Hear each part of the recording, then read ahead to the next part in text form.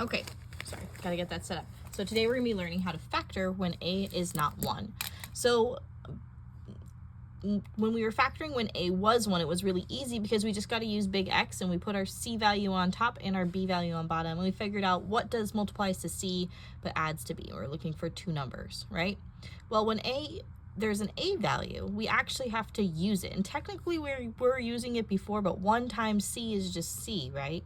Well, now we're gonna actually have to use it to figure out what a times C is. So there's gonna be 2 different methods I'm gonna teach you. The first is the box method, which I really prefer actually, just because it has you practice that idea of factoring out terms, which is something that gets lost in the next method. The next method is really quick and easy, and that's called the slide and divide method, and we're going to learn that one as well. So you will be allowed to use whichever either method you prefer, but this one is the one I would prefer you guys to kind of try to cling to, okay? So when we're using box method, we set it up as a box, just like we do when we're doing our algebra tiles, and you'll notice that our ax squared term goes here, and our C value goes here, just like when we were doing our algebra tiles, right? And now we're going to have our X values go in these 2 corner boxes with our factors. Now how we get those factors is by using big X. But now when we use big X, we need to put A times C at the top, which I know is really hard to see, and then B underneath, and which of course is going to give us F1 and F2. And then finally, after we do that, we have it set up like this. We're going to factor each row, so take out what they have in common. And then we're going to factor each column. Again, take out what they have in common, like we've been doing in math review. And then you're going to write your answers as factors. So we're going to go ahead and start. You'll notice that I multiplied A times C, so 7 times negative 20 in this case, which got me negative 140. And then I went ahead and I put that at top of the big X, okay? And then again, the negative 31 goes underneath, just like last time. Now the factors of negative 140 are 1 and negative 140, which is negative 139, so that's not our answer. 2 and negative 70, which is negative 68, still not our answer. And then 4 and negative 35. Those were the 2 that worked. 4 and negative 35 does add to negative 31. So what I do with that is I put my 4x in this corner, and I'm going to put negative 35x in this corner. And then my ax squared, so 7x squared, is going to go here. And then in this corner, I'm going to put the negative 20, my C value.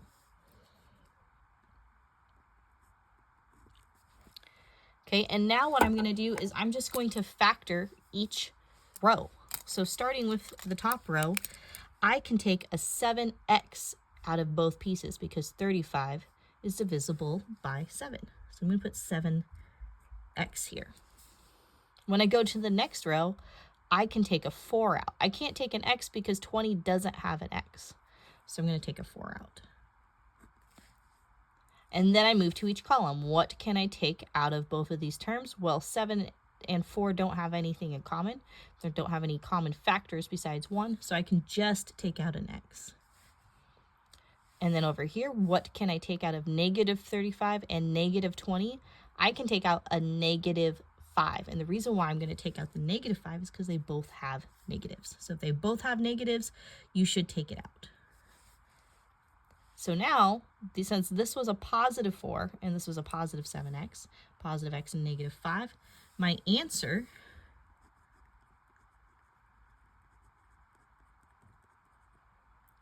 is going to be 7x plus 4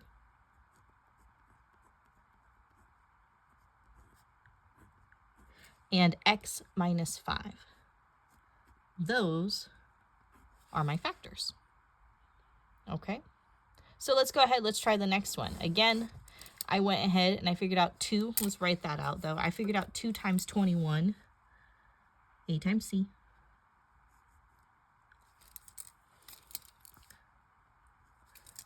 which was 2 times 21, and that gave me 42.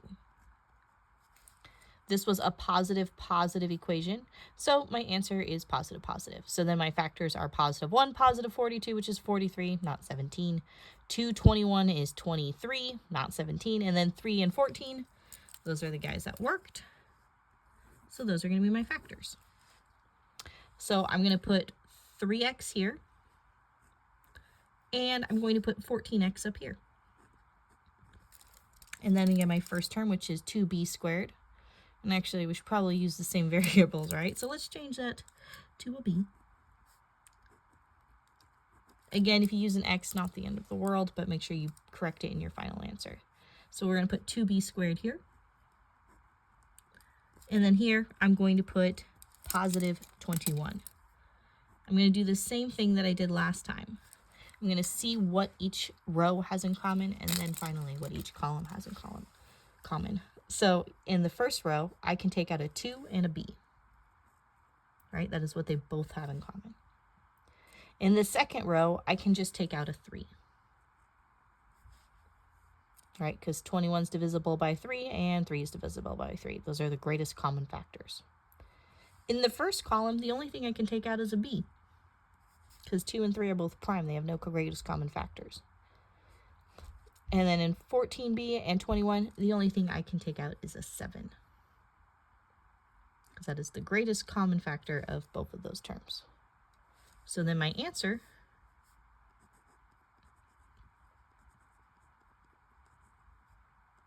is going to be 2b plus 3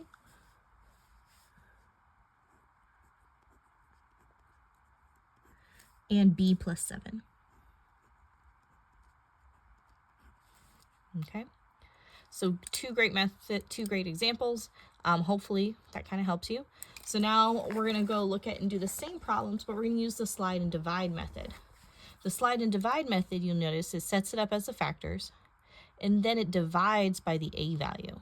So for this one, your step is to use big X, find F1 and F2, just like what we did before. So same thing, a times c needs to go on the top, b needs to go on the bottom. And then you're going to write the factors as x plus f1, x plus f2. So far, step 1 and step 2 are exactly like what we did in regular factoring. But now you need to divide both terms by a and then simplify the fractions. Once you've simplified, you need to slide the denominator to the front if it does not simplify. So I'm going to show you what that means. From above, we know that this is going to multiply to 42. And it's going to add to 17. So I'm not going to show that step. Sorry, wrong problem. This one's going to multiply to negative 140 and add to negative 31. Probably should look a little higher, shouldn't I? Okay, so negative 140 and negative 131. When we listed those factors, I'm going to list those one more time. We had 1 and negative 140. We had 2 and negative 70, and then we had 4 and negative 35, right? And if you remember, 4 and negative 35 are the factors that worked. So your answer would have been written as x plus 4 and x minus 35. Okay, now if we do this correctly, we should get the same answer as we did last time.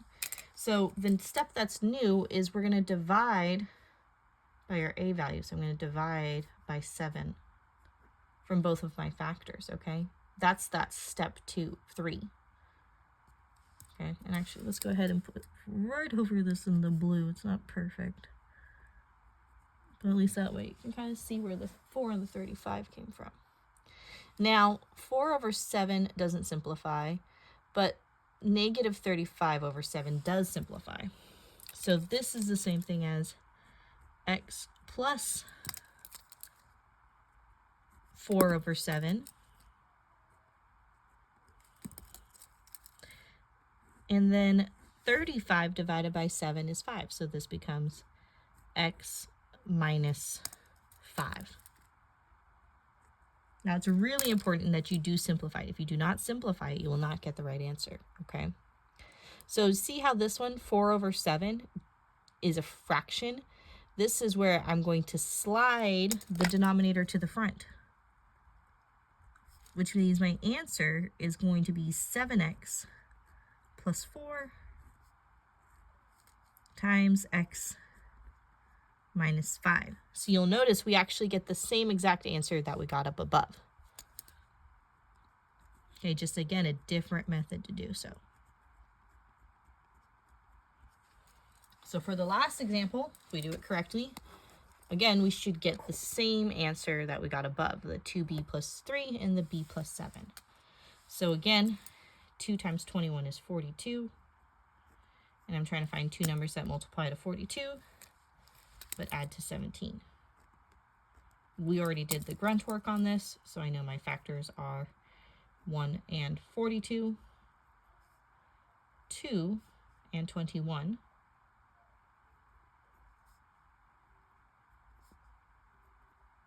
and then finally we had 3 and 14. Okay, and 3 and 14 were our lucky numbers. So then we write our answer as factors.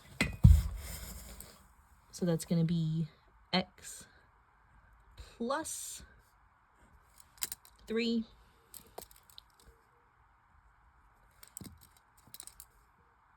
and x plus 14. Moving on to step 3, I'm going to divide these by my a value, which is 2. Step 4, and simplify. So x plus 3 over 2. That one doesn't simplify, right? We get a decimal. That's why we're not simplifying it. And 14 divided by 2 is 7. So x plus 7.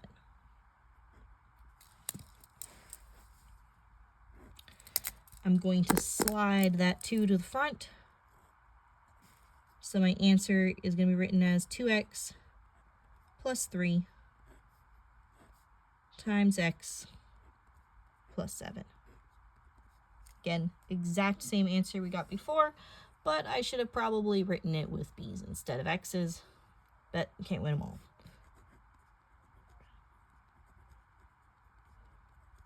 So let's write the answer correctly, 2b plus 3 and b plus 7. So we get in the habit of doing things the right way.